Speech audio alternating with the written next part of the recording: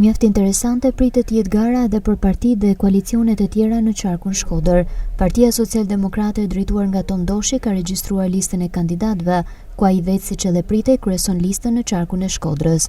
Pjesë e listës janë edhe deputetët aktual Meri Markiqi dhe Gledis Qeliku, ndërsa bie në sy në këtë listë edhe ish drejtuesi i komunës Bërdic Besnik Brahimi. Me interes është pritur lista e koalicionit Euroatlantik në Shkodër, ku bën pjesë shumë emra të ish Partisë Demokratike, duke filluar nga ish drejtuesit e kësaj force politike në Shkodër ndër vite, si Xhevdet Amuli, Ramis Çobaj, por edhe personazhe të njohur të PD-s në Shkodër, si Arben Xhuraj, Anton Kokaj apo Valbuna Lishi.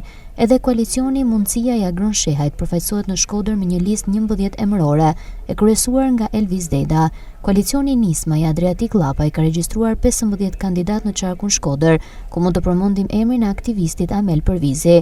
Edhe mes partive të treta pritet një garë fort, ndërsa në ditët në vijim pritet që të bëhet edhe prezantimi nga drejtuesit e koalicioneve.